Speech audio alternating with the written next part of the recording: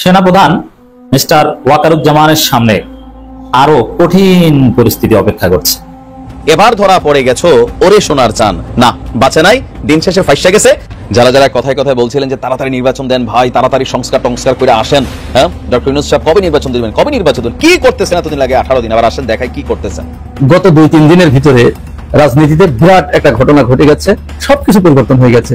প্রত্যেকের লুঙ্গি খুলে দেওয়া হবে যেন তারা পালিয়ে যেতে না পারে।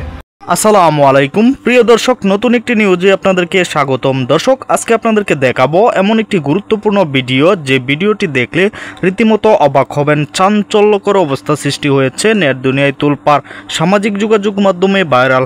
আসুন কথা না বাড়িয়ে দেখে আসি সম্পূর্ণ ভিডিওটি। 1 সেকেন্ডও না টেনে পুরো ভিডিওটি দেখবেন। চ্যানেলে নতুন হলে সাবস্ক্রাইব করে রাখবেন পরবর্তী আপডেট পাওয়ার জন্য। ভিডিওতে একটি লাইক করে দেখতে থাকুন সম্পূর্ণ ভিডিওটি। সেনাপ্রধান মিস্টার ওয়াকারুজ্জামানের সামনে আরো কঠিন পরিস্থিতি অপেক্ষা করছে। আর কোনো উপায় নেই, ওয়াকারের সব রাস্তা বন্ধ। এবার চূড়ান্ত ঘটনা ঘটবে। দিন দিন পরিস্থিতি আরো জটিল হচ্ছে।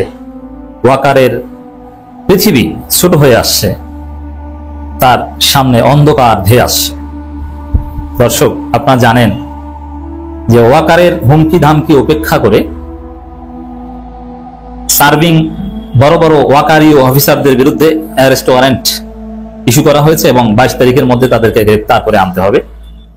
এবং আইসিটি আইন অনুযায়ী বা আইসিটির সিস্টেম অনুযায়ী তার বিরুদ্ধে ফর্মাল চার্জ গঠন করা মানে হচ্ছে তার চাকরি থাকবে না এবং সে নির্বাচনে অংশগ্রহণ করতে পারবে না। এর মানে ওয়াকারের প্রিয় অফিসার যাদেরকে বাঁচানোর চেষ্টা করেছিলেন, গুম খুনে জড়িত, বিভিন্ন জায়গায় এই জুলাই আন্দোলনে গণহত্যায় জড়িত, তাদের চাকরি প্রায় জয় বাংলা।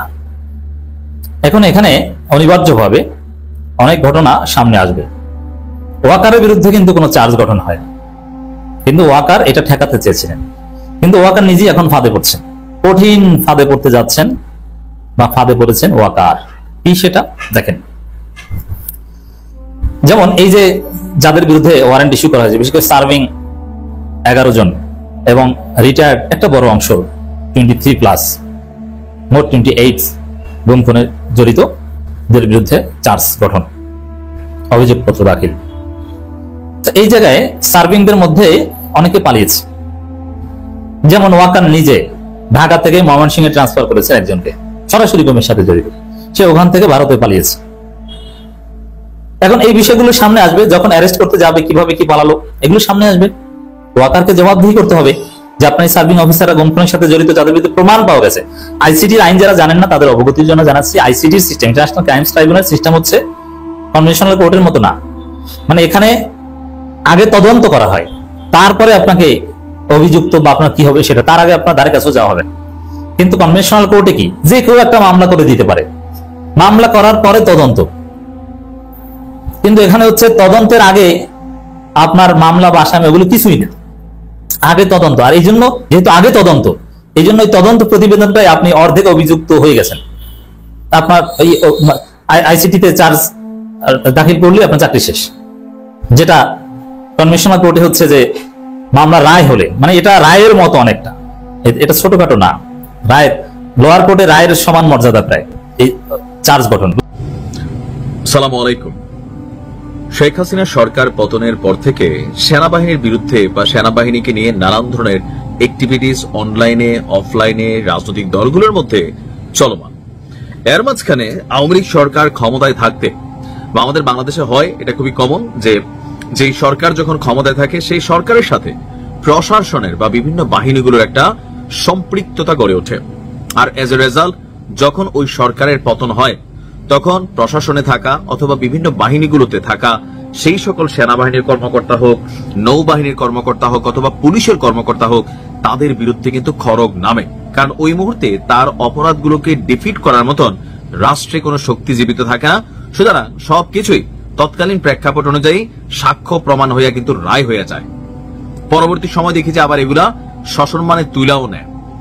তো এই মুহূর্তে আওয়ামী লীগ সরকার পতনের আগ পর্যন্ত বাংলাদেশে গুম খুন অপহরণ এমনকি আয়নাঘর অনেকগুলো এসে কিন্তু সামনে ছিল। এমনকি আমাদের যে প্রধান বাহিনীগুলো তাদের মধ্যে অনেকেই সরকারের সাথে লেয়াজোটা এত এক্সট্রিম লেভেলে নিয়ে গিয়েছিলেন যে এখন যখন আমরা আন্তর্জাতিক অপরাধ ট্রাইব্যুনালের এই বিচারিক কার্যক্রমগুলো দেখছি, জানি না এগুলো কতটুকু সঠিক কতটুকু বেঠিক, বাট আমরা দেখছি যে এই মুহূর্তে সেনাবাহিনীর খুবই চৌকস 5 জন সাবেক কর্মকর্তা, চৌকস, এমনকি র্যাবেরও আছেন। তো র্যাব এবং আরো বিভিন্ন যে সেক্টরগুলো সেইখানেতে যারা ডিউটি করেন, বড় বড় দায়িত্বগুলো পালন করেন, আমরা জানি সবাই সেনাবাহিনীর কিন্তু চৌকস অফিসাররা হয়ে থাকেন।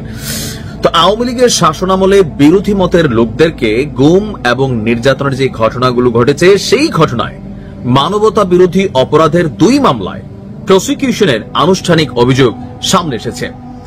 গতকালকে বিচারপতি মোহাম্মদ গোলাম মুর্তজা মজুমদারের নেতৃত্বাধীন যে 3 সদস্যের ট্রাইব্যুনাল 1 তারা অভিযোগ আমলে নিয়ে অলরেডি একটা রায় দিয়েছেন। সেই রায়ে সাবেক প্রধানমন্ত্রী শেখ হাসিনা সহ আরো 5 জন আর্মির বড় বড় অফিসার এবং কি র্যাবের যারা সাবেক কর্মকর্তা, যাদেরকে বলা হয়ে থাকে ডিজিএফআই এর সাবেক 5 মহাপরিচালক। ডিজিএফআই সেনাবাহিনীর গোয়েন্দা সংস্থা, সেই সেনাবাহিনীর গোয়েন্দা সংস্থার 5 জন উচ্চ পর্যায়ের যারা অফিসার ছিলেন তাদের বিরুদ্ধে গ্রেপ্তারি পরোয়ানা জারি হয়েছে। তারা কারা? লেফটেন্যান্ট জেনারেল মোহাম্মদ আকবর হোসেন, খুবই উচ্চ পদস্থ, major general Saifuddin, lieutenant general Saiful Alam, lieutenant general Ahmed Tabrez Shamsur Chowdhury এবং মেজর জেনারেল হামিদুল হক। ভাবা যায় যে প্রিয় দর্শক, সম্পূর্ণ ভিডিওটি দেখলেন, অবশ্যই বুঝতে পেরেছেন ভিডিওটি গুরুত্বপূর্ণ ছিল। দর্শক, এই ভিডিওতে যে তথ্যগুলো পেয়েছেন এ বিষয়ে আপনাদের মূল্যবান মতামত অবশ্যই কমেন্টে জানাবেন এবং পরবর্তী আপডেট ভিডিওগুলো সবার আগে পেতে চ্যানেলটিকে এখনই সাবস্ক্রাইব করে রাখুন। এই মুহূর্তে বিদায় নিচ্ছি, দেখা হবে পরবর্তী কোনো ভিডিওতে। সে পর্যন্ত ভালো থাকুন, সুস্থ থাকুন। আসসালামু আলাইকুম।